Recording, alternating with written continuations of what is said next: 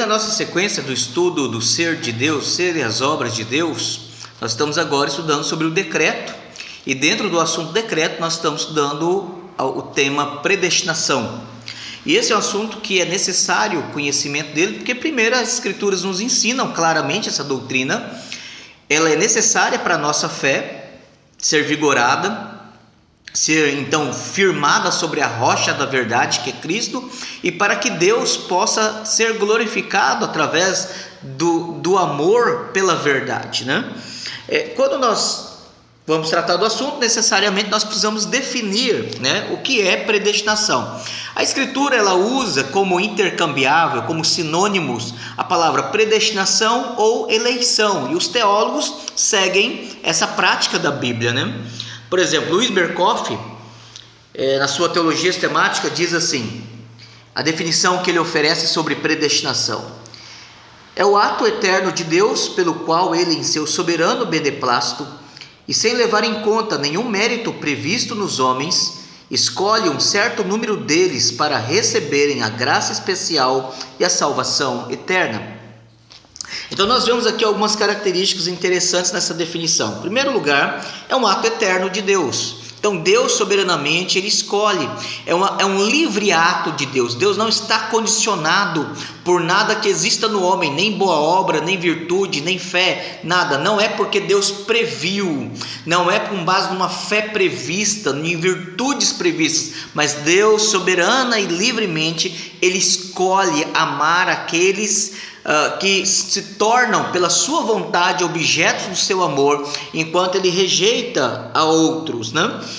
Então nós temos essa definição oferecida por Louis Berkhof. O breve catecismo, na pergunta de número 20, pergunta assim em primeiro lugar, né? Pergunta 20: Deus deixou toda a humanidade perecer no estado de pecado e miséria? Resposta: havendo Deus desde toda a eternidade, da sua simples benevolência, escolhido alguns para a vida eterna, fez um pacto da graça para libertar-lhes do seu estado de pecado e miséria e conduzi-los a um estado de salvação por meio de um Redentor. A definição oferecida pelo breve catecismo pressupõe aqui o pacto da redenção, em que algo foi estabelecido entre as pessoas da Trindade, e agora, para redimir aqueles que Deus decidiu colocá-los em queda, Deus também havia já estabelecido, Deus já havia no seu plano eterno decidido aqueles a quem amar e aqueles a quem derramar a sua ira, e por meio da queda ele revelaria aqueles em quem estava o seu amor e aqueles sobre quem permaneceria a sua ira. Então o breve catecismo de Westminster, ele nos leva a pensar na predestinação como atrelada à ideia do pacto da graça e o pacto da redenção, né, que nós já vimos em alguns outros momentos. Existem algumas características, pelo menos 5 características nós vamos pontuar aqui sobre a doutrina da predestinação. A primeira característica é que ela é o exercício da soberana vontade de Deus, né? Deus soberanamente decide quem amar. Ninguém pode obrigar a Deus a amar. Deus não é obrigado a salvar todo mundo. Deus não é obrigado, Deus não tem necessidade de manifestar aceitação sobre todos. Isto é um ato soberano da sua livre vontade, né? Quando nós lemos, por exemplo, Romanos capítulo 9, verso 11, e aqui há a menção de Esaú e Jacó, filhos de Isaque e Rebeca, e a palavra de Deus diz assim: e ainda não eram os gêmeos nascidos, nem tinham praticado o bem ou o mal, para que o propósito de Deus quanto à eleição prevalecesse, não por obras, mas por aquele que chama. Então é declarado de forma muito clara que os gêmeos ainda não eram nascidos, e Deus, antes de que eles praticassem alguma coisa, antes que Deus visse neles alguma coisa, Deus manifestou amor por um, Deus decidiu amar a um e Deus decidiu odiar ao outro. Deus decidiu manifestar sua graça sobre Jacó e a sua ira sobre Esaú. E antes que alguém talvez possa perguntar assim, mas pastor, talvez Esaú tenha se arrependido, né? Abra comigo lá em Hebreus capítulo 12, verso 17. Hebreus 12, verso 17, 16 e verso 17.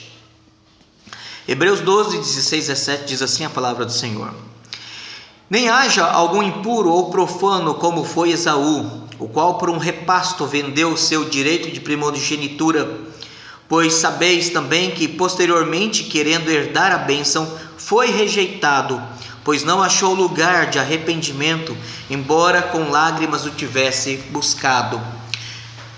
O texto aqui deixa de forma muito clara um testemunho de que aquele que desde a eternidade foi rejeitado por Deus, na história com suas obras, com seus atos, manifestou a ausência da graça, e o resultado disso foi que ele foi considerado como impuro, profano, e foi rejeitado, foi um réprobo, como é usada essa linguagem também na teologia, foi rejeitado por Deus, não só desde toda a eternidade, mas até o final. Então nós temos esta declaração.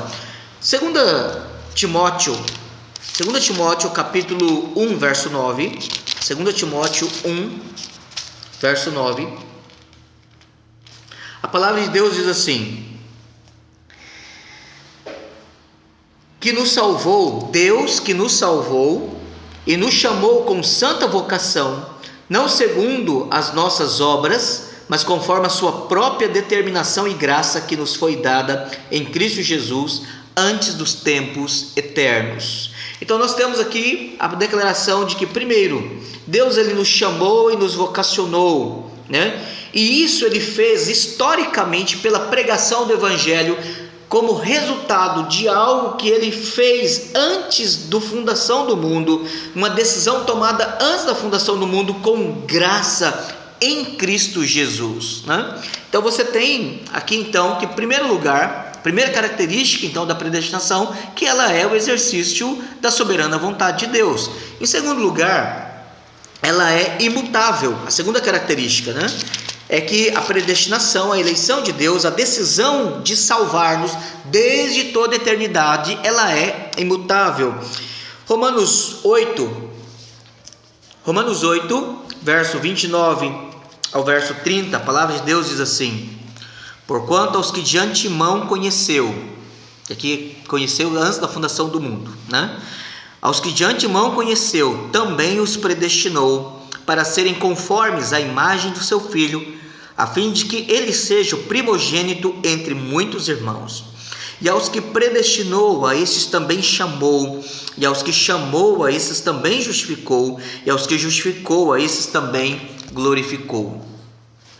Deus ele conheceu de antemão, Deus ele amou de antemão, Deus escolheu de antemão, antes da fundação do mundo, para que fôssemos conformes, para estabelecer um propósito inalterável, imutável. Aqueles que são escolhidos por Deus para serem conformes à imagem de Cristo Jesus, eles serão predestinados, serão chamados, foram predestinados, foram chamados, foram justificados e também serão glorificados. Então nós temos aqui um ato que é imutável.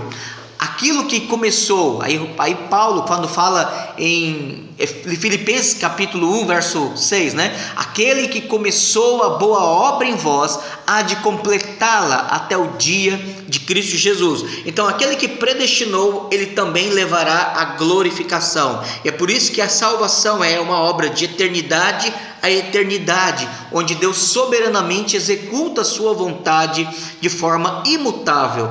Também em 2 Timóteo, segunda epístola de Paulo a Timóteo, capítulo 2, 2 Timóteo 2, verso 19, a palavra de Deus diz assim: Entretanto, o firme fundamento de Deus permanece, tendo este selo: o Senhor conhece os que lhe pertencem, né? O firme fundamento de Deus permanece, tendo este selo: o Senhor conhece os que lhe pertencem. E mais, aparte-se da injustiça todo aquele que professa o nome do Senhor. Então nós temos de fato a declaração das Escrituras de forma inequívoca que este propósito eterno de salvação, que a Bíblia chama por vezes de predestinação ou de eleição, é um ato imutável de Deus realizado antes da fundação do mundo. Então, em terceiro lugar, ele é eterno, conforme nós já dissemos, né? Voltando novamente para o texto de Romanos 8, né? Verso 20, 29 e 30. A palavra então diz, vamos ler só o verso 30, né? E aos que predestinou, né? A estes também chamou. Mas no verso 30 diz, aos que de antemão os conheceu. Então é um ato eterno de Deus. Isso aí não há nenhuma dificuldade. Deus não está diariamente como alguns professores de escola dominical, como alguns pastores, ensinando que Deus o tempo todo está escrevendo e apagando o nome das pessoas no livro da vida. O Deus não tem um livro borrado, rasurado, todo rabiscado. Aquilo que Deus estabeleceu antes da fundação do mundo, porque Ele conhece todos os nossos dias e Ele determinou. Salmo 139, verso 6 diz que Ele determinou todos os nossos dias e eles estão contados e determinados por Deus. Então isso é algo que Ele fez antes da fundação do mundo, eterno. De forma muito mais clara, Efésios capítulo 1, abra comigo por favor, Efésios capítulo 1, verso 4 e verso 5 diz assim: assim como nos predestinou nele antes da fundação do mundo, para sermos santos e irrepreensíveis perante ele e em amor, nos predestinou para ele, para a adoção de filhos, por meio de Jesus Cristo, segundo o beneplácito da sua vontade. Então Deus, Ele nos escolheu em Cristo antes da fundação do mundo e nos predestinou para Ele, nos dando então para Cristo, nos prometendo para Cristo, mediante uma obediência perfeita exigida do Pai para o Filho, né? Que o Filho deveria obedecer perfeitamente o Pai na sua encarnação. Então é um ato também eterno. A predestinação é um ato eterno. Ele é exercício da soberana vontade, ele é imutável e ele é eterno. Mas ainda, ele é incondicional. Romanos 9, verso 11. Agora eu já disse de outras formas, mas é incondicional. Deus não exige. A eleição de Deus, a escolha de Deus, a predestinação de Deus em decidir dar-nos o seu amor, em fazer-nos objeto da sua graça, em decidir escolher-nos como filhos e transformar-nos conforme a imagem de Jesus, e sendo este o propósito eterno de Deus para nós. Deus não fez porque Deus estabeleceu condições ou viu alguma coisa boa em nós. Romanos 9, verso 11, nós já lemos, mas mais uma vez leremos, que diz assim: e ainda não eram gêmeos nascidos, nem tinham praticado o bem ou o mal, para que o propósito de Deus quanto à eleição prevalecesse, não por obras, mas por aquele que chama. Deus, Ele faz soberanamente essas coisas, né? E aí o verso 14 ao verso 18 diz assim: que diremos, pois, a injustiça da parte de Deus? De modo nenhum, pois Ele diz a Moisés: terei misericórdia de quem me aprouver ter misericórdia, e compadecer-me-ei de quem me aprouver ter compaixão. Assim, pois, não depende de quem quer ou de quem corre, mas de Deus usar a sua misericórdia, porque a Escritura diz a Faraó: para isto mesmo te levantei, para mostrar em ti o meu poder, e para que o meu nome seja anunciado por toda a terra. Logo, tem Ele misericórdia de quem quer, e também endurece a quem lhe apraz. Deus escolhe de forma incondicional. Ele decidiu amar Jacó e Deus decidiu odiar Esaú. Deus decidiu escolher o Faraó, endureceu o coração dele, mesmo diante da constante pregação do Evangelho, da palavra de Deus, ali pela boca de Moisés e de Arão, e também, apesar dos muitos milagres, testemunhando a soberania de Deus e o propósito de Deus em libertar o seu povo. Mas diante disso, Deus cada vez mais endurecia o coração de Faraó, para que ele resistisse e não obedecesse, não se curvasse diante de Deus. Mas observe bem, isso é resultado da obra de Deus. Deus não fez porque Israel era melhor e o Egito era pior. Ele não decidiu cuidar de Moisés porque era melhor e Faraó era pior. Isso é um ato da livre graça de Deus, é um ato incondicional. Atos capítulo 13, verso 48, Atos 13, verso 48.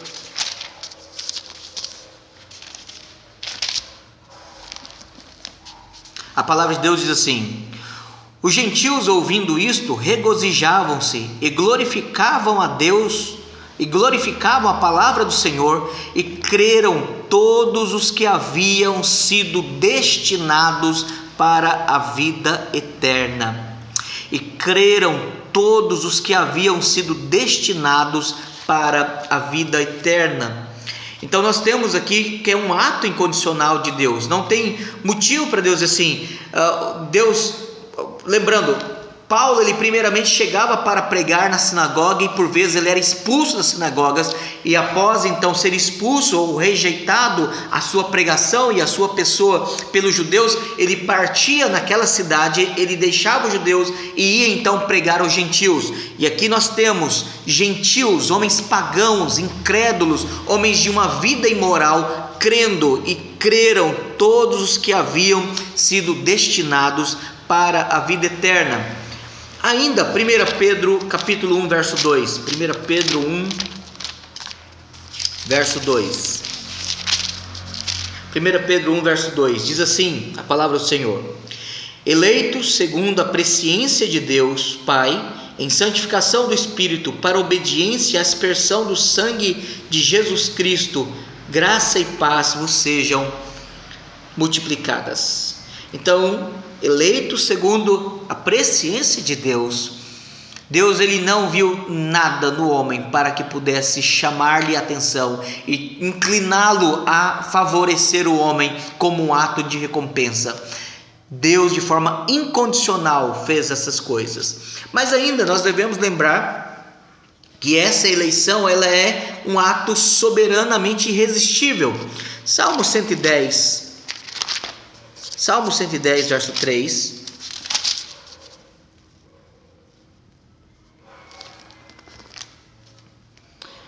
Diz aqui que o Senhor, vou ler o verso 2 e o verso 3. O Senhor enviará de Sião o cetro do seu poder, dizendo, está falando aqui sobre Jesus, né? Domina entre os teus inimigos e apresentar-se-á voluntariamente o teu povo no dia do teu poder, com santos ornamentos, com orvalho emergindo da aurora serão os teus jovens, né? E nós temos então aqueles que foram prometidos para Cristo, eles serão entregues para o Senhor Jesus. Mas ainda, Filipenses 2, verso 13. Filipenses 2, verso 13. Onde nós encontramos a palavra dizendo: porque Deus é quem efetua em vós tanto querer como realizar, segundo a sua boa vontade. Então, ao mesmo tempo que não depende quem quer nem de quem corre, não depende o homem de esforçar-se para merecer, mas é algo que Deus fez com o exercício da sua soberana vontade, estabeleceu de forma imutável essa decisão, ela ocorreu na eternidade, ela é incondicional e ela é irresistível, porque quando Deus manifesta esta vontade dele, é ele quem efetua em vós tanto querer como realizar segundo a sua boa vontade. E aí nós lembramos de Jeremias capítulo 31, verso 3. Jeremias 31, verso 3. E a palavra de Deus diz assim: De longe se me deixou ver o Senhor, dizendo: com amor eterno eu te amei, por isso com benignidade te atraí. Este ato soberano do decreto de Deus em eleger-nos para o seu amor, ele é irresistível. Com amor eterno eu te amei, e com benignidade eu te atraí.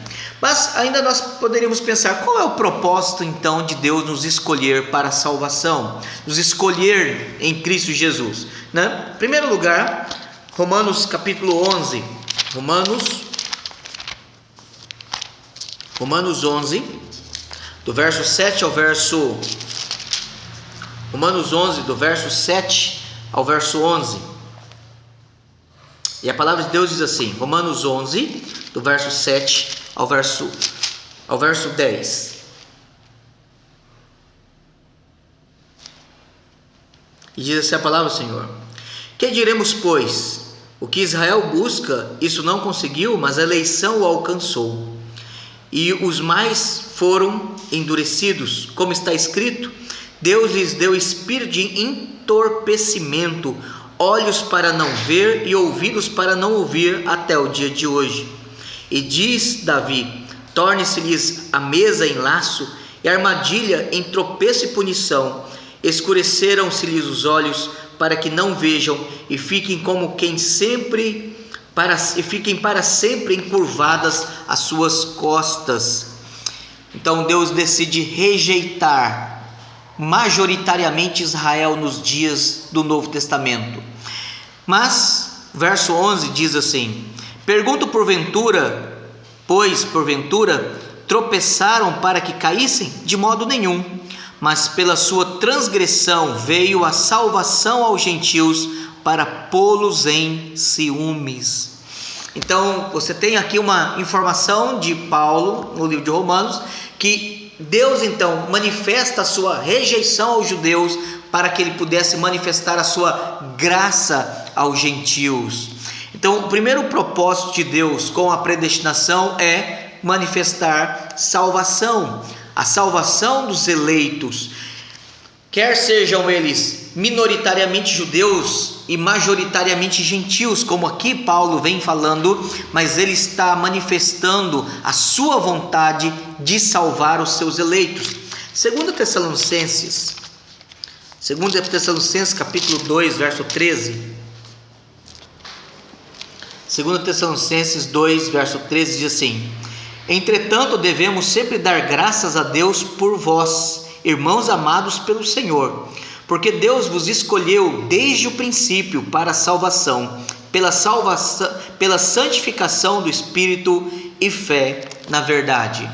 Então o motivo de Deus, o primeiro motivo que Deus então manifesta a sua eleição favoravelmente a nós, a nosso favor, é pelo fato de Ele querer nos salvar, querer manifestar o seu amor a nós, querer fazer-nos objeto da sua bondade e da sua graça.